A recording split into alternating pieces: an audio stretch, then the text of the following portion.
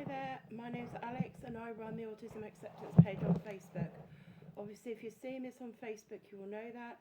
If you're seeing it on YouTube, I'll drop a link in the comment section to my Facebook page where you can go along and check it out. Also, if you're seeing this on Facebook, this is part 2 of my video on autism and information processing disorder from Donna Williams' work, and I will post that in the comments, part 1 in the comment section. So I talked about the straws in the last video, the straws on the camel's back, and taking what the straws are, identifying the straws. For Donna, problems of control, problems of tolerance, and the problems of accessing.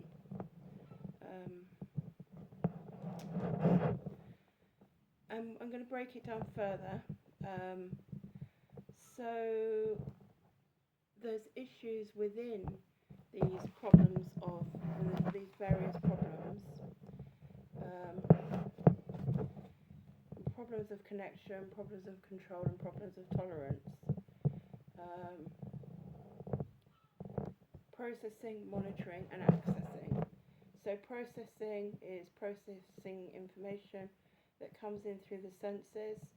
So this is about getting cognitive meaning and significance out of your sensory experiences. Feedback, okay?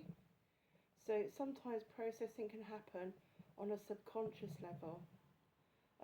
It's like an extreme version of autopilot, I guess. Without efficient and consistent processing, it can be difficult or impossible to get personal significance from cognitive information, even when it has been theoretically processed. So, monitoring issues. So these are issues with monitoring what has been cognitively processed can sometimes occur in people on the spectrum. So the issues that can occur with monitoring may include trouble with monitoring things like movement, body language, action, facial expression, vocal intonation, pace, pitch, volume, word order, sentence structures, what words one intends to use. This monitoring problem is about keeping track of the connections between intention and expression. So knowing what you want to say and saying it in line with what you want to say, it coming out as it is internalized, if that makes sense.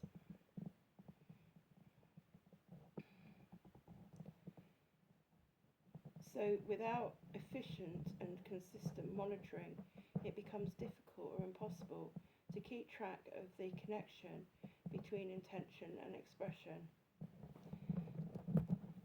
or express yourself with intention in any way that appears socially comprehensible and purposeful to others. So you may know what you want to say, and you may even be able to say it in your own way. A lot of people, they'll have like codes with their autistic children. They'll know what they want to say. So when they say a particular thing or behave a particular way, they understand because it's happened before. And sometimes I think that can make people feel close to their children, and that's a good thing. I mean, my dad always used to have words, that he used to make up little words when I understood him, and we used to say, my mum always made sure that we were able to make ourselves understood. So she'd have like little little things with me that, ways of talking that, we will both understand. But she'd make it clear that if you're saying this to somebody else, then you have to say it the proper way. I mean, it's nice, it's familiar to have these little like quirky little things, almost like language with the people that you love or special people. But you need to know how to speak generally, and most people don't speak your little family language or your little special language, whatever. So I think that is important to take on board.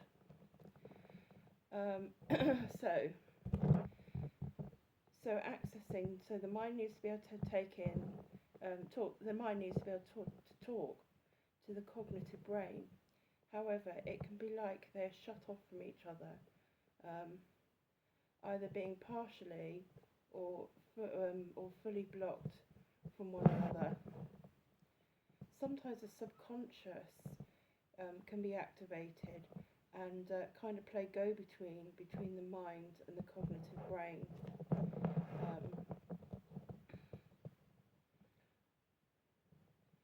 So yeah, all the everything is there, the comprehension and the sensory is there, and it can feel like two sides are playing hide and seek with each other because they just can't connect with each other, and they need to. So yeah, that can be quite hard for communication, quite frustrating, both for the person, the autistic person that's struggling, and for the people that are trying to understand, the autistic person that's struggling to make themselves understood, and for the people that are trying to understand them. So, multi-track versus mono-processing. Most people can efficiently and consistently process information through more than one sense at a time. So this means that they can keep track of the meaning and the point of what they are experiencing and what they are getting out of it, and what they think and feel about it all. Most people can use all their senses simultaneously.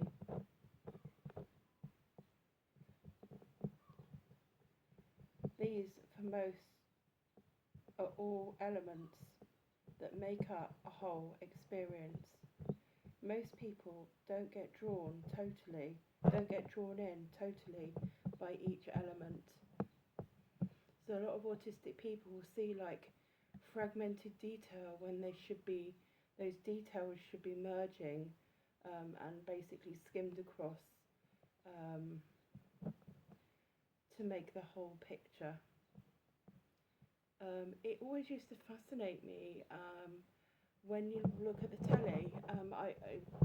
When I was a kid, I used to put my eyes right in front of the telly. You shouldn't do that because you see little dots. So the actual picture goes out of focus, but there's like these little dots, and they make up the big picture. So obviously, when you stand back, you see the big picture, and not the little dots, each little spot that makes up the tiny little spot that makes up the sequence of the big picture. You see the whole thing, and that's kind of like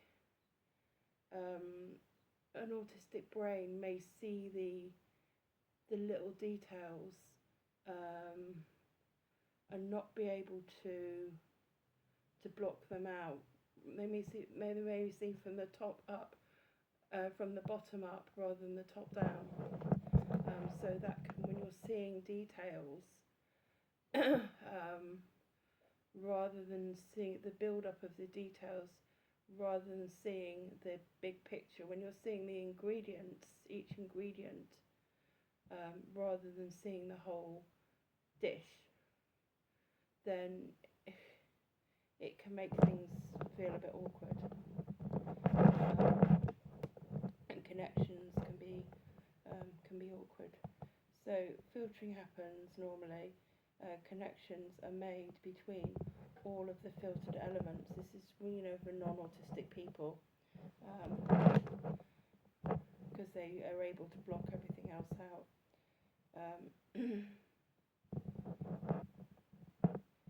So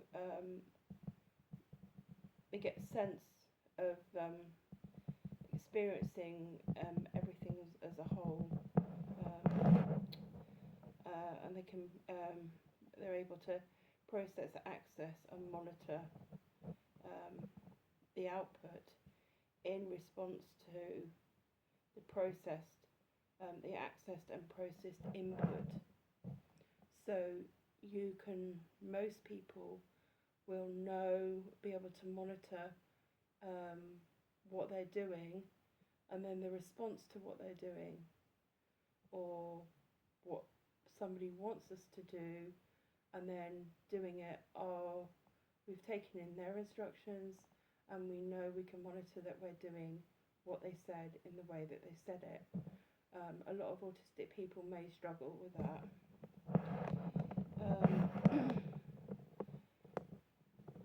So people whose brains work in mono are not so efficient at this. When dealing with new things, they may not be able to access cognitive and interpretive similarities surrounding new experiences that are like the old experience.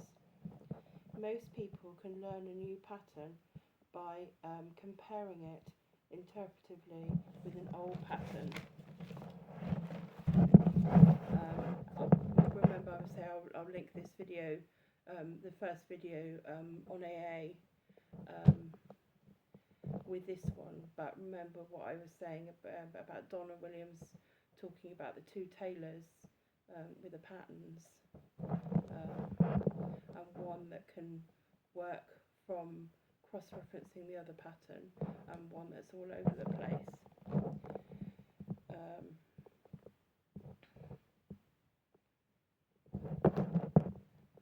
So they may sort of have a more gestalt processing style. So one little thing changes, and the whole thing changes. The whole thing needs to be relearnt. And then if another change happens, then the whole thing needs to be relearned again as a completely new experience. So it's best where possible to keep everything the same, but life doesn't always work out that way, which can be quite hard for some people. It doesn't matter how tiny a change is. If one thing changes, even though everything else stays the same, for the monoprocessing autistic person, the whole thing changes. So yeah, this means that what may have been truly understood, comprehended, monitored and accessed is basically not understood, comprehended, monitored and accessed interpretively. If the person can't call on these cognitive natural techniques of processing, accessing and monitoring, they may have learned rules. They may have learnt rules stored about how one is meant to respond to particular situations. This is like having a handbook of universal responses to things. A robot could be programmed in the same sort of way. It's not ideal, but maybe far better than constantly failing and flailing. People who are mono may also only be able to access one thing at a time. You're still being through that. This means that they could access the thoughts of what they would do. But once they access the movement to do it, they forget the thought that was driving the movement. So have you ever walked into a room to get something, you've thought about walking in the room, you've forgotten what you walked in for. Oh God, what's that joke? I'm into the hereafter. I walk into a room and I always say, what am I here after? Okay, bad joke. Okay then. Anyway, this may mean that they reach their destination but forget why they're there.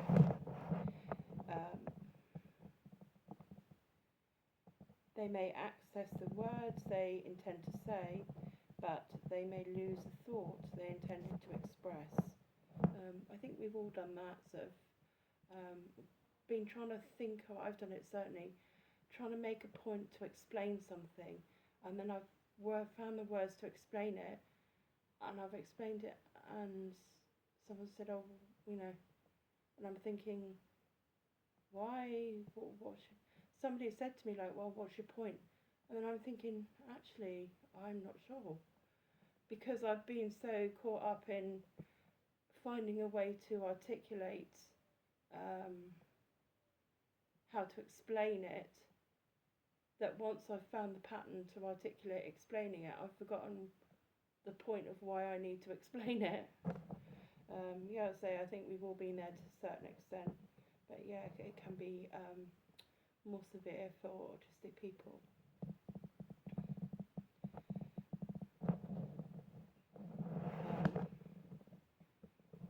So most people can access what they intend to express and monitor whether it's coming out as they intended, while they continue to process the response of the other person and what they are expressing. Most people know whether they are being understood or whether the person listening is understanding. Sorry, they know whether they are being understood or whether they're understanding, the person.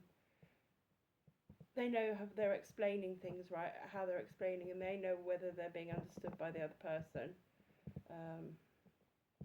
And they also understand what the other person feels about what the thing is that's being explained. Involuntary compensations for problems of connection. System shutdowns and forfeiting. Choosing which sensory systems to keep online and use to guide in information processing. We're very keen on telling autistic people to look at us when they talk to us, or when we talk to them. But this may mean that it makes it harder for them to keep up, to keep the sensory channel of hearing open for cognitive processing, because they're sharing it with the sensory bombardment of looking, and sometimes eye contact can feel intimate. I heard, I think it's Monique Bother, an autistic advocate, say that eye contact with a stranger can feel like them, kissing someone on the cheek, or they're kissing you on the cheek. You don't know them that well. You don't want people coming up and hypothetically kissing you, do you? You don't want to be eyeballed. I'm a very big thing on personal space. Someone I don't know, I work in a public setting, and someone comes up to you and it's like, or they'll touch you to get your attention, and you don't know them, and it's like, hands off, use your hands, not your words. And I just really want to, say something and trying to be polite, but it feels like a violation because I don't even know them, and they want something from me as well. So that's kind of, they're being nice, but it just feels more rude because it feels like a violation. For me, I can, occasionally it's there's too much going on sensorily. Certain sounds can make it hard for me to concentrate. Certain textures or touches can make it hard for me to concentrate on other sensory things. But it has to be something that's intense or uncomfortable that causes me to struggle to concentrate.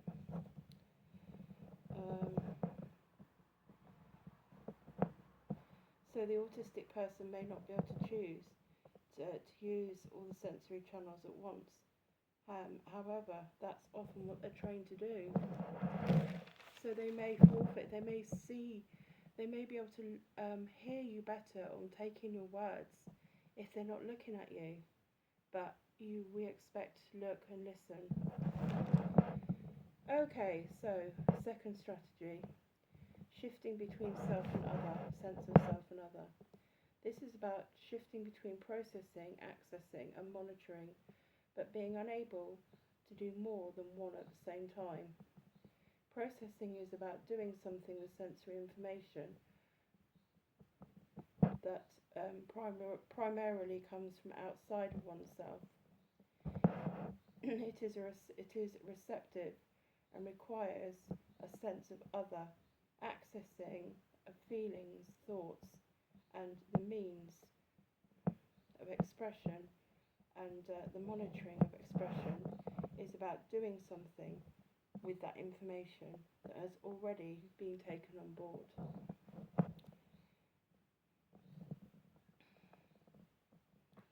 Okay, to maintain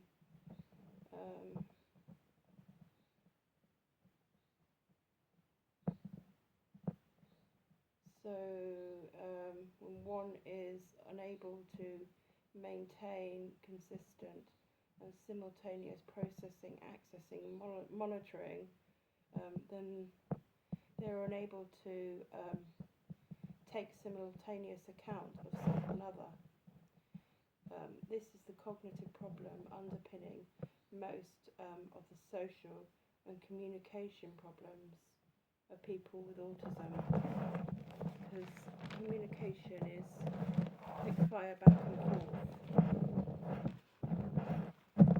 from self and other, and simultaneously keeping track of both. The relationship between involuntary compensations and mono and multi-track.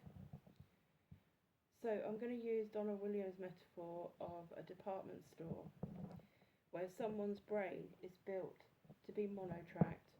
There isn't much use arguing with it. This is about the cognitive processing tool, the brain. It's not about mind or will, and a brain that is built and programmed by nature to be mono can't be multi-track. This is like there only being one person running all the departments in a department store alone. If the store worker is helping a customer in the clothing department and another customer goes to the toy department, the customer in the toy department isn't going to find anyone there.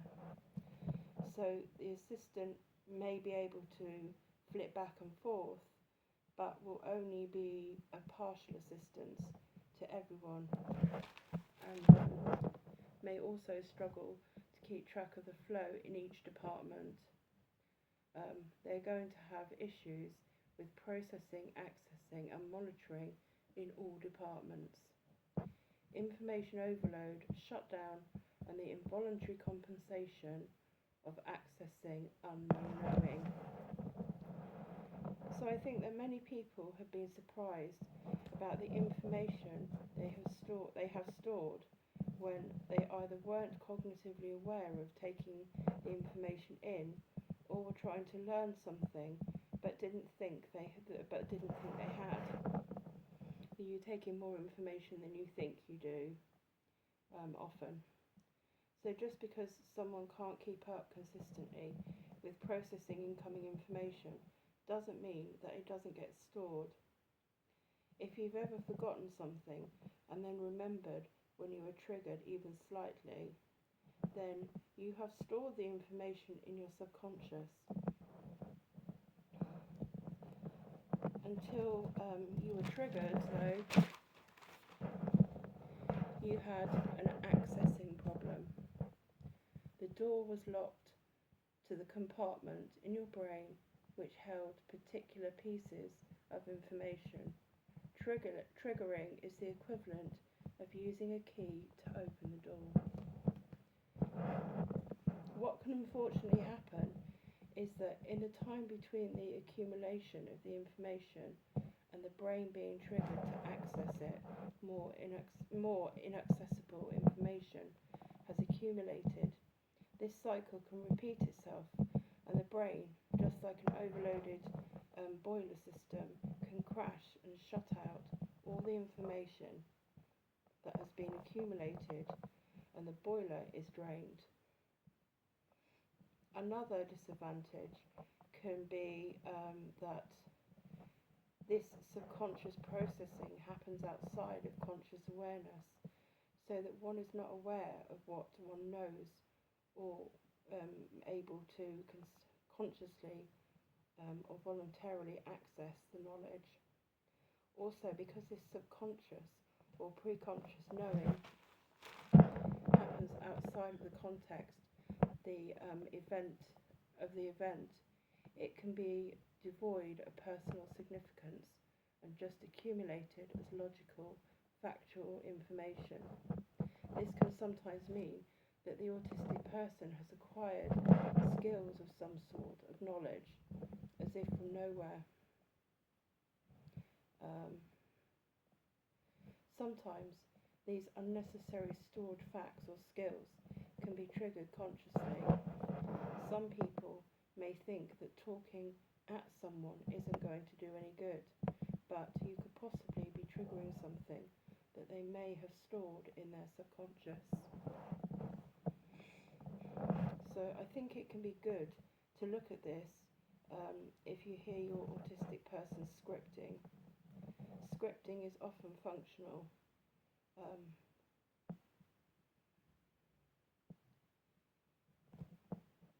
Don't necessarily think that an autistic person who is scripting is randomly doing it, or sometimes they may be for various reasons.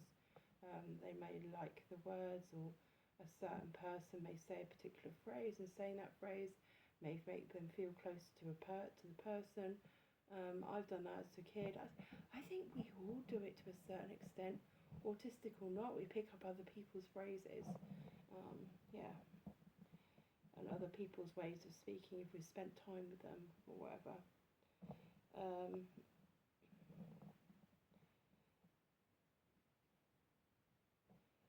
I remember Phil Mitchell from EastEnders, a UK show for my American people, although I know you followers, although I know you have it there. We used to. But yeah, I remember Phil Mitchell from EastEnders telling someone to shut it, you muppet. So if your autistic child says that in Phil Mitchell's distinctive gravelly voice, while they are in a room where a lot of people are talking at once, then this scripting may be functional, and Phil Mitchell and his script have often offered the autistic person a way to communicate his needs or her needs, and advocate for their wants.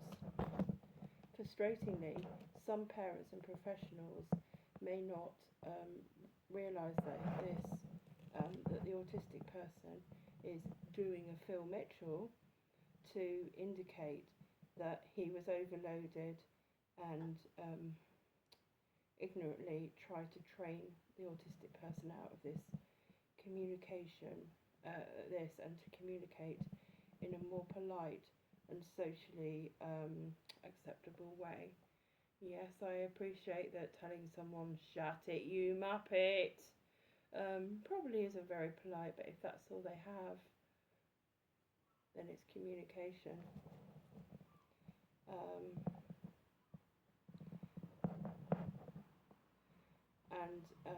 If they're trying to, if somebody's trying to stop people from doing that, then they clearly don't understand processing, accessing, and monitoring issues in autistic people. Without being able to do a Phil Mitchell from EastEnders, it could have resulted in far more prolonged stress and meltdowns, and even panic attacks.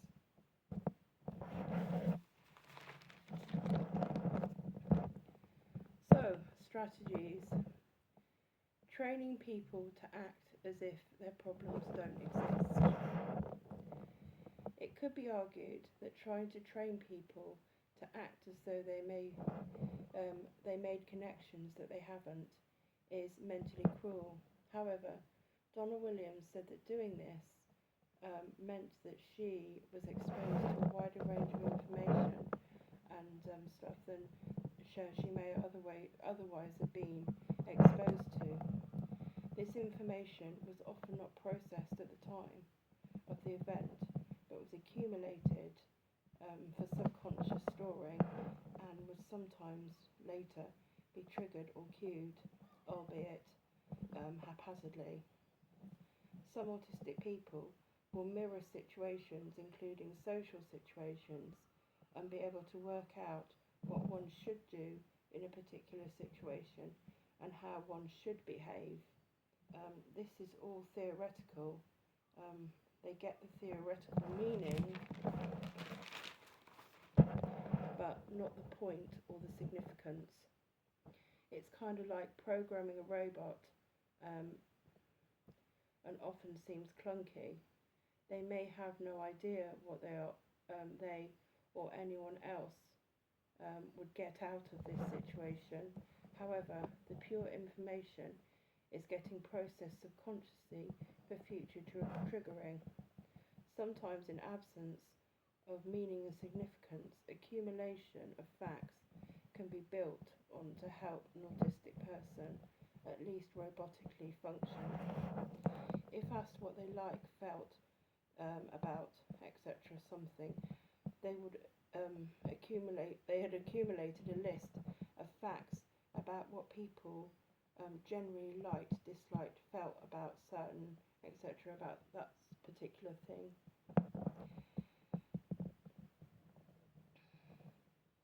And they could regurgitate it in absence of real feelings, thoughts, and opinions. The autistic person could eventually learn to see the patterns of the similes and may become more theoretically spontaneous. In absence of real processing of thoughts and feelings, teaching the autistic person to respond to situations, in theory, may help them be more self-efficient and a little more independent than they might otherwise be.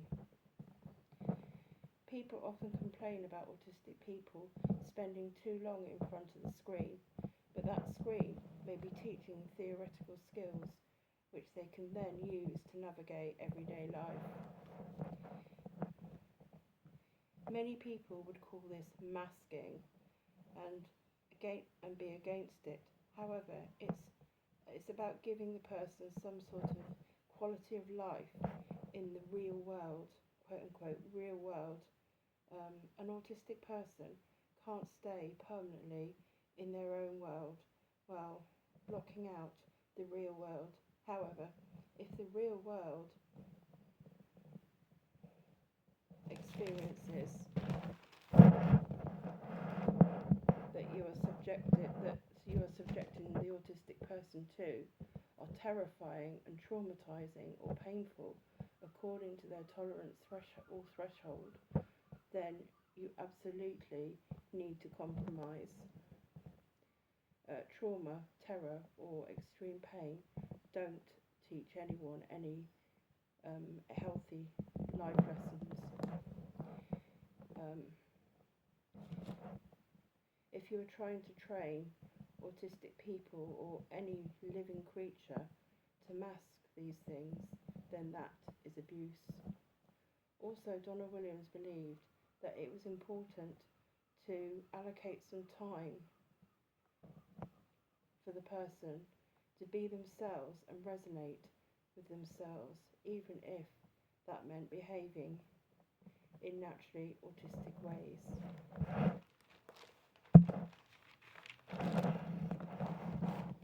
So, rote learning,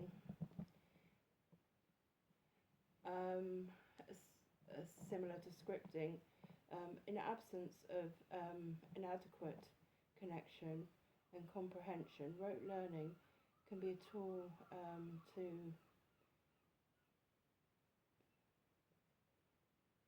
for autistic people to learn patterns of behaviour. Um, in particular situations, people can often be taught appropriate um,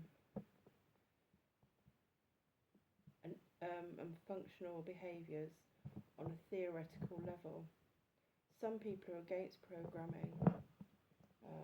They say it's like ABA, and often ignores autistic person's discomfort and stress. I've just been through that, and obviously that is wrong. You should never try to take someone beyond their tolerance threshold. This is about helping them to create patterns, to navigate everyday tasks and things they need to do. It's about teaching them pattern in absence of comprehension. It also provides structure. Scripting can be a part of rote learning. People put a lot of emphasis on too much screen time, but but many autistic people use scripts from movies and television to help them out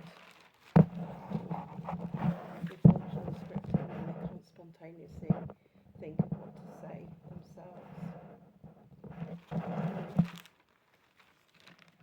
So yeah, I hope this has helped. And yeah, if it's helped you and you've enjoyed the video, give it a like and share. And love and peace to you all. And remember, you're stronger than your struggles. Bye for now.